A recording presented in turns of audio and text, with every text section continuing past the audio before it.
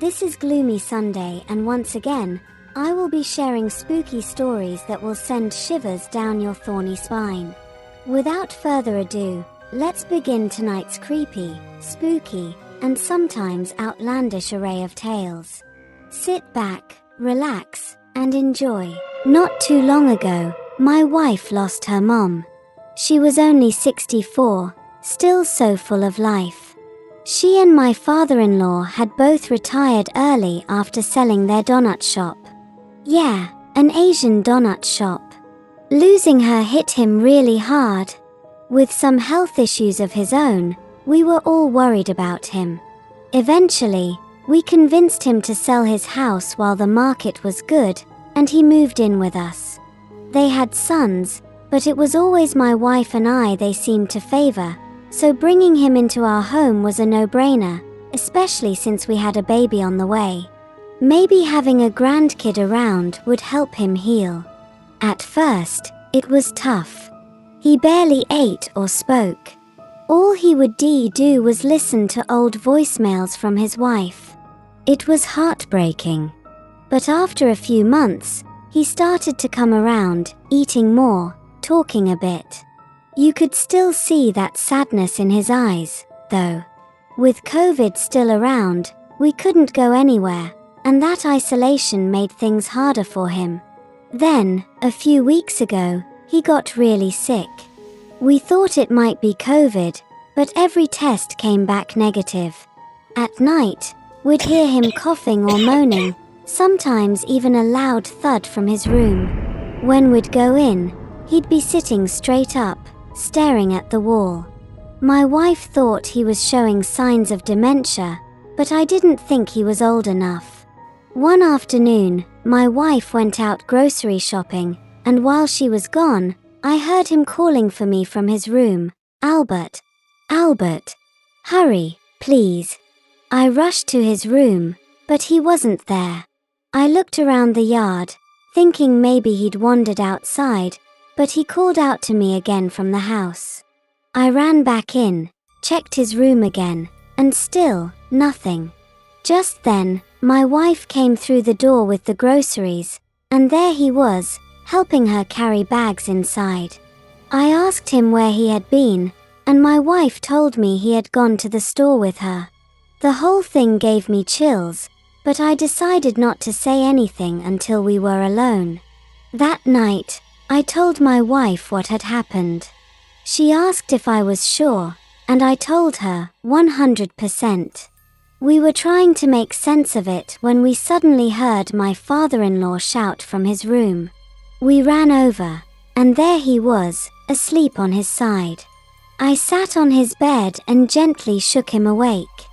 He looked up, then suddenly froze, staring past me toward the door. My wife was standing there, and we both turned to see what he was looking at.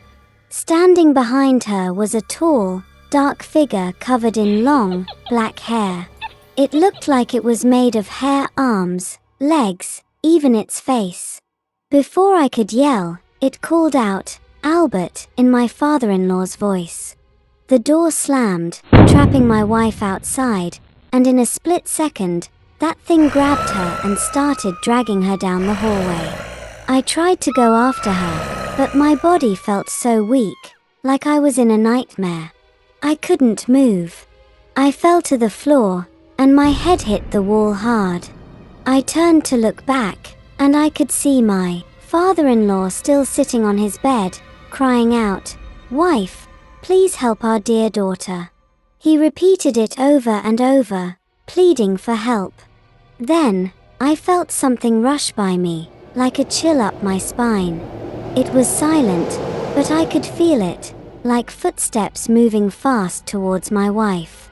There was a loud thud from the living room, and suddenly my wife came running back to me. Everything felt normal again. She threw herself into my arms, and I called out to my father-in-law. He answered, and we went back to his room to hug him.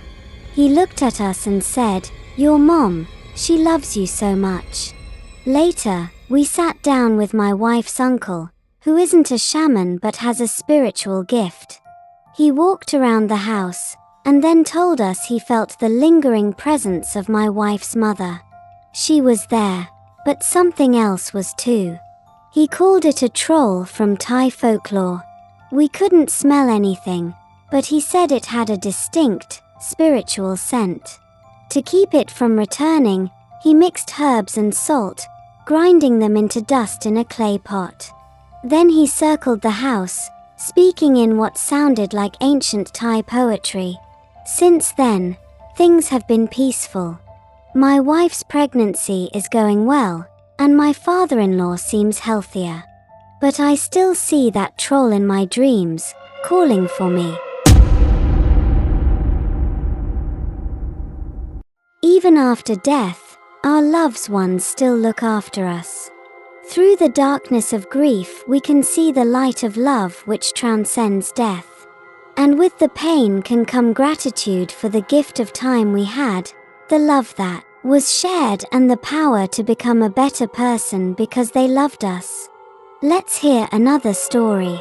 There's an old saying that goes, "Never take anything that belongs to the dead, or they'll come back for it." Here's my story. My ex-husband and I are Christian, but his family still holds on to some older traditions. From the moment I entered their house, I felt something was off. My spirit sensed the presence of a little girl in a black dress, roaming the house and spending most of her time in my ex-in-law's closet. One night, she came to me in a dream and said she wouldn't bother me. She was staying only because she wanted to be close to her parents. The next day, I saw a picture of her and asked my ex-mother-in-law about it. She told me it was her daughter, who had tragically drowned at age 3. In May 2011, I had my daughter, and my ex-mother-in-law gifted her a big, fluffy green blanket. Not long after, my ex-husband and I moved into our own apartment, but I noticed a strange coldness and an uneasy feeling there. I knew the blanket had belonged to his little sister who'd passed, but I didn't think much of it at the time. Night after night, my daughter began acting strangely. She'd point to the ceiling, make odd faces, look around as if following something unseen, and sometimes cry and become upset. After she turned 1, she started sleepwalking, often waking to stare intently at a corner of the room or out the window. This continued for over a year, but I didn't throw away the blanket because she loved it so much. After my divorce in 2013, my daughter and I moved back in with my parents in Georgia, and that's when things escalated. The little girl's spirit seemed to follow us. She would argue with my daughter over the blanket, causing my daughter to cough and even vomit when she was angry. The spirit would knock things down in our room, making her presence known. I could feel where she was, and I would shout at her to stop, but she ignored me. When I finally told my mother, she explained that the spirit was likely attached to us because we had something that belonged to her, the blanket. I decided it was time to let go, so I asked my mom to get rid of it. I told the little girl that the blanket was gone and she needed to move on. After that, my daughter stopped coughing, was able to sleep peacefully, and has been fine ever since. Now, we can finally rest easy.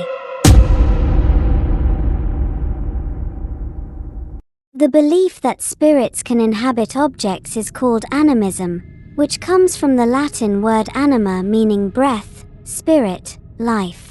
Animism holds that all things, including animals, plants, rocks, and human creations, have a spiritual essence and are animated. Some items may have spirits attached to them if they were used in rituals, sacrifices, or prayers. Other items may be replicas of objects found in pagan temples. People may create atmospheres in their homes that invite a presence through the objects and activities they do. Let's do one more story.